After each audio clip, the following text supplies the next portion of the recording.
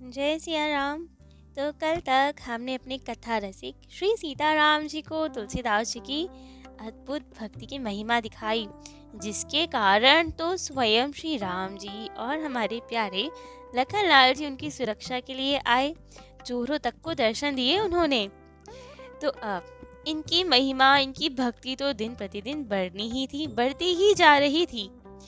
तो एक बार की बात है, तुलसीदास जी महाराज अपने कुटिया पे खूब प्रेम से भजन कर रहे थे। तभी गांव के एक ब्राह्मण का देहांत हो गया और उसकी पत्नी उनके साथ सती होने के लिए जा रही थी।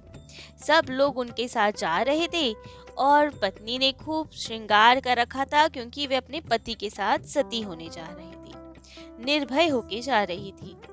अब जाते हुए रास्ते में तुलसीदास जी की कुटिया पड़ी। अब भक्त हृदय तो वे थी, तो उन्होंने सोचा अब जा तो रही हैं सती होने, तो क्यों ना जाते जाते संत दर्शन किए जाए, उन्हें प्रणाम किया जाए, अंतिम प्रणाम श्री संत के चरणों में हो। तो अब जाते जाते वे रुकी और तुलसीदास जी को प्रणाम किया। तुलसीदास जी अपने भजन साधन में इतने मग्न थे कि उन्होंने देखा ही नहीं और आशीर्वाद दिया, सदा सौभाग्यवती रहो। अब तो वे स्त्री थकी। उन्होंने रोते हुए कहा कि महाराज, ये आपने क्या आशीर्वाद दिया। तब तो तुलसीदास जी ने ध्यान दिया और ऊपर देखा। तब उन्हें पता चला कि ये स्त्री तो सुहागिन के वेश में सती होने जा रही है। इनके पति का तो देहांत हो चुका है। तब उस स्त्री ने भी कहा कि भगवान, आपका आशीर्वाद कैसे सत्य होगा। आपकी वाणी तो कभी असत्य नहीं होती, परंतु मेरा पति, उनके तो प्राण पखेरु उड़ गए हैं और मैं उनके साथ सती होने जा रही हूँ। आपने ये क्या आशीर्वाद दे दिया आज तो। तब तो तुलसीदास जी मुस्कुराए और उन्होंने कहा, अब तो वाणी निकल गई है। यदि आप, आपके पति और पूरे कुटुंब के लोग, समस्त परिवार यदि ये प्रतिज्ञा ले कि हम अब राम जी का खूब भजन करेंगे, खूब भक्ति करेंगे, यदि ये दृढ़ प्रतिज्ञा हो जाए, तो राम जी की कृपा से अभी आपके पति जीवित हो सकते हैं। तब तो उस स्त्री ने अपने सब कुटुंबवासियों को बुलाया, सब कुटुंबियों को बुलाया और उनसे पूछा कि क्या आप सब लोग सच्चे हृदय से श्री राम जी की भक्ति में अग्रसर होंगे। यदि आप ऐसा करेंगे तो हमारे पति जीवित हो जाएंगे। और सब ने सहर्ष स्वीकृति दी कि अवश्य हम सब राम जी की खूब भक्ति करेंगे। और सब खूब प्रेम में भर के श्री राम नाम का संकीर्तन करने लगे। और इधर गोसाई जी ने उनके पति को खूब भक्ति में सुंदर जीवन दान दिया।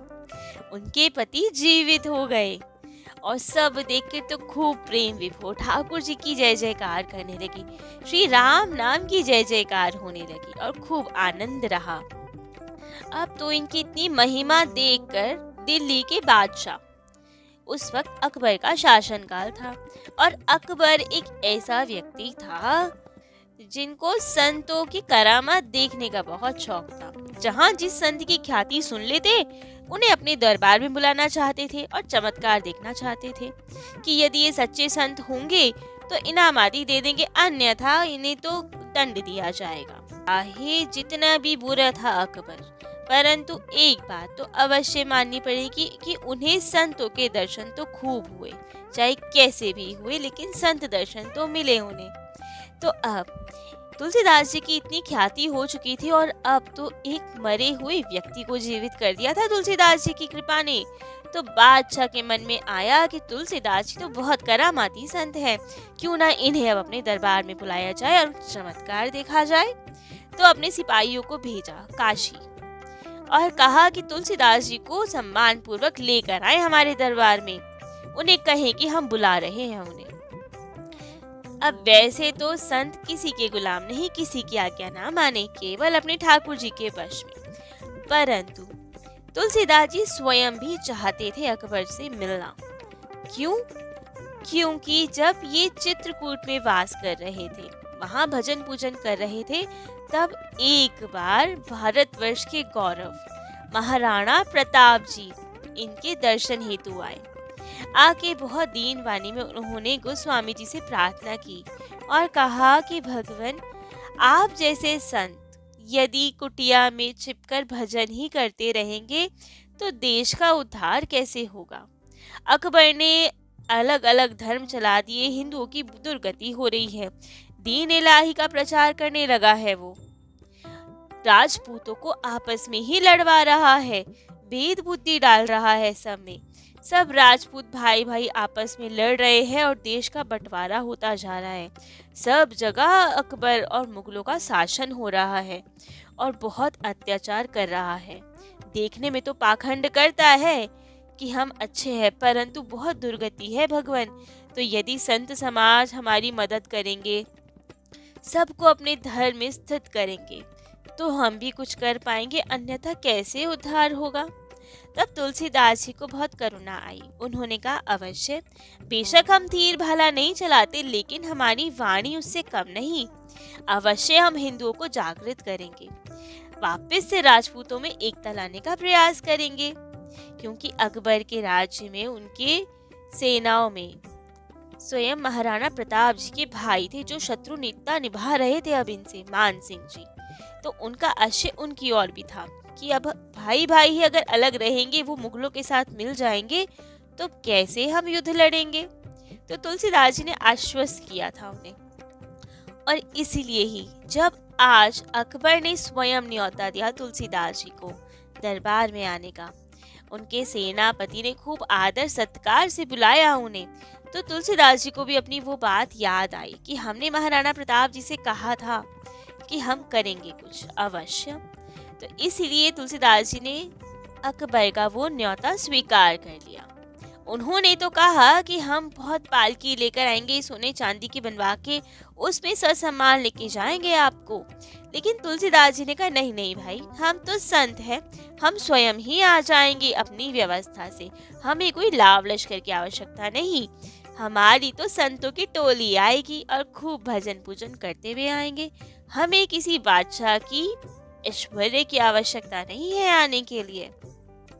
तो ठीक है, सिपाहियों ने भी स्वीकार किया और आके अकबर को संदेश दिया कि तुलसीदास जी महाराज आ जाएंगे अवश्य। तो अब तो तुलसीदास जी ने संतों की टोली को बुलाया और नाम संकीर्तन करते हुए चल दिए दिल्ली की ओर। लेकिन उन्होंने नदी का रास्ता चुना दिल्ली तक पहुंचने के लिए। तो काशी से प्रयाग से नौका में सवार हुए और नदी के सहारे सहारे चलने लगे आगे की ओर। जब वे चलने लगे तो यमुना के तटवर्ती नरेश, उन्होंने इनका बहुत स्वागत किया। जब उन्हें पता चला, क्योंकि महिमा तो सर्वत्र फैल चुकी थी तुलसीदास जी की, खूब स्वागत सत्कार किया सब संतों का। लेकिन उस समय गोस्वामी तुलसीदास जी महाराज तो ध्यान अवस्थित थे, भजन कर रहे थे नौका में बैठे बैठे। उन्होंने कुछ ध्यान ही नहीं दिया राजा की ओर और अपने भजन पूजन में लगे रहे। जब राजा ने संतों से आग्रह किया कि हमारे महल चलिए, हम आपका खूब आदर सम्मान करना चाहते हैं, सेवा करना चाहते हैं, लेकिन संतों ने, क्योंकि तुलसीदास जी महाराज ध्यान अवस्थित थे, तो संतों ने इनकार कर दिया कि हम नहीं आ सकते, हम भजन पूजन में ही ठीक हैं और हम दिल्ली की ओर जा रहे हैं। तब तो राजा ने अपने सैनिक बुला लिए, नौका की घेराबंदी कर ली और कहा, बिना यहाँ का राज कर दिए तो हम आपको नहीं आगे बढ़ने देंगे। तब तक गोस्वामी तुलसीदास जी का ध्यान हो चुका था पूर्ण। जब उन्होंने देखा कि ये सब क्या हो रहा है और कहा राजा से कि हम तो साधु लोग हैं, राज कर क्या दें आपको, आप बताएं। तब राजा ने बहुत विनम्रता पूर्वक हाथ जोड़ के कहा कि आप सब लोगों को मेरे घर चलना पड़ेगा और मेरा आतिथ्य स्वीकार करना पड़ेगा, यही होगा राजकर। अब गोस्वामी तुलसीदास जी राजा के इस भाव पे रीझ गए, क्योंकि कठोरता तो इसलिए ही दिखाई थी ना, क्योंकि वे संत प्रेमी थे, संतों की सेवा करना चाहते थे। तो अब गोस्वामी तुलसीदास जी ने स्वीकृति दे दी कि ठीक है, हम चलेंगे आपके घर। और तो बस वे सब राजा के साथ आए और राजा ने खूब प्रेम से, उनके ठाकुर जी थे श्री राधा वल्लभ लाल जी, उन्हीं के मंदिर के जगमोहन में उन सबका आसन लगाया, खूब प्रेम से साष्टांग दंडवत प्रणाम की, स्तुति की, अपनी भूल के लिए, अपनी दृष्टता के लिए क्षमा मांगी और खूब प्रेम से कई दिनों तक उनकी खूब सेवा की। भोजन आदि प्रसाद सब की बहुत सेवा की और इससे रीझ कर तुलसीदास जी ने उन्हें वरदान दिया कि आपके ठाकुर जी श्री राधा वल्लभ में अटूट निष्ठा, अटूट प्रेम हो, जिसे पाकर तो राजा बहुत ही प्रसन्न। परंतु अब उन्होंने कहा कि हमें जाना है, तो अब हमें रोकिएगा नहीं। तो राजा ने भी अब चरणों में प्रणाम किया और तुलसीदास जी की नौका चली आगे की ओर। जब नौका आगे की ओर बढ़ी तो इन्हें रास्ते में ओरछा के कवि केशव दास जी प्रेत स्वरूप में दिखे। अब ये प्रेत कैसे बने और ये कौन थे? तो केशव दास जी एक कवि थे बहुत सुंदर, और जब गोस्वामी तुलसीदास जी ने रामचरितमानस जी की रचना की थी तो उनसे ईर्षा भाव रख के स्पर्धा करने के लिए कि इनकी प्रसिद्धि हो रही है तो हम भी ग्रंथ लिखेंगे, उस स्पर्धा में इन्होंने श्री रामचंद्र चंद्रिका नाम का एक ग्रंथ रचा था। तो अब केशव दास जी उतने बड़े भक्त थे नहीं थे, क्या कह सकते हैं, ग्रंथ तो रचा तो राम जी के प्रति प्रेम तो होगा ही थोड़ा, लेकिन कुछ संग में पड़ गए। इनके बहुत सारे अंतरंग मित्र हुए जिसमें एक वैश्या भी थी। अब तो सब वृद्ध होते जा रहे थे, तो अब सब मित्रों ने विचार विमर्श किया कि अब तो हमारी वृद्धावस्था आ रही है, धीरे धीरे हम लोग मर भी जाएंगे, कोई आज मरेगा, कोई कल मरेगा, कोई कहीं जाएगा, कोई स्वर्ग जाएगा, कोई नर्क जाएगा, तो हम सब तो बिछड़ जाएंगे। तो क्या किया जाए जिससे हम साथ में ही मरे और साथ में ही रहे मरने के बाद। और तब सबने अब कुसंग का प्रभाव, इतनी बुद्धि चली उनकी कि क्या कहा जाए। उन्होंने कहा ठीक है, तो ऐसा उपाय करेंगे जिससे कि हम साथ ही रहे मरने के बाद। तो उन लोगों ने एक प्रेत यज्ञ किया और जिसमें जब अनंत प्रज्वलित अग्नि हो गई तो सब ने साथ में कूद कर उस अग्नि कुंड में आत्मदाह कर लिया। अब आत्महत्या से, आत्मदाह से बड़ा पाप कोई नहीं होता। क्यों नहीं होता? क्योंकि शास्त्रों में लिखा है।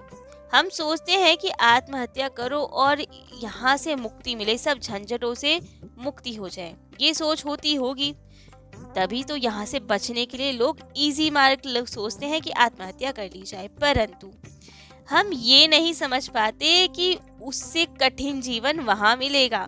शास्त्रों में वर्णन है, जो आत्महत्या करता है उसको तो प्रेत बनना पड़ता है। सुनने में इजी लगता है कि प्रेत बन जाओ तो कुछ नहीं होगा, पावर्स आएंगी, लेकिन ऐसा है नहीं। उनका जीवन तो बहुत कष्टदायी बताया गया है ना। उन्हें भूख तो लगती है लेकिन वो भोजन नहीं कर सकते, उन्हें प्यास लगती है लेकिन वे पानी नहीं पी सकते, सामने होते हुए भी नहीं पी सकते, किसी से बात नहीं कर सकते, अपार कष्ट होता है उन्हें हर समय। ठाकुर जी के पास भी नहीं जा पाते, उनके दर्शन नहीं कर पाते, ठाकुर जी से भी दूर रहना पड़ता है उन्हें। तो सोचो, अपार कष्ट भरा जीवन होता है प्रेत का। कोई पावर्स ऐसी नहीं होती, पावरफुल हो भी कोई प्रेत तो भी उसे कष्ट अपार भोगना पड़ता है। तो यही अब इनके साथ हुआ, ये सब प्रेत बन गए, साथ में तो रहे लेकिन अब अपार कष्ट का अनुभव करने लगे। अब इन्हें पता चला कि क्या होता है प्रेत योनि का अंजाम। परंतु केशव दास जी ने जैसे भी जिस भी भावना से लिखा हो, लेकिन राम जी का गुणगान तो लिखा था। श्री रामचंद्र चंद्रिका ये ग्रंथ तो लिखा था, राम जी का यशोगान किया था। तो इसके पुण्य प्रताप से प्रेत योनि में भी उन्हें संत दर्शन हो पाए, तुलसीदास जी महाराज के दर्शन हो पाए, उनसे वार्तालाप हो पाई। और बस अगर संतों की कृपा हो जाए, उनके दर्शन, उनके स्पर्श मिल जाए, तो भारी से भारी पाप सब से मुक्ति मिल सकती है, ठाकुर जी की प्राप्ति करवा सकते हैं संत। तो इतना प्रभाव होता है संत में। तो अब इन्हें गोस्वामी तुलसीदास जी के दर्शन होने लगे। तो अब तो इन्होंने तुलसीदास जी के समक्ष प्रकट हो अपनी वेदना बताई, सब कथा बताई कि किस तरह ये योनि मिली और कितना अपार कष्ट हो रहा है, कैसे भी करके हमें मुक्त कीजिए। तब तुलसीदास जी महाराज ने कहा कि ठीक है, आप हमें रामचंद्र चंद्रिका सुनाइए, उसी से आपकी मुक्ति हो जाएगी। तब तो इन्होंने कहा, नहीं महाराज, मैं तो इस योनि हूँ, मैं तो असमर्थ हूँ वो भी पाठ करने के लिए, मुझे कुछ भी स्मरण नहीं है। मैंने ही ग्रंथ लिखा लेकिन मुझे नहीं याद, इस योनि में अपार कष्ट है, मैं बहुत असमर्थ हूँ। तब गोस्वामी जी ने कृपा करके उन्हें रामचरितमानस जी सुनाई और उसके पुण्य प्रताप से मानस जी सुनते ही उन्हें अपना ग्रंथ श्री रामचंद्र चंद्रिका का स्मरण हो पाया।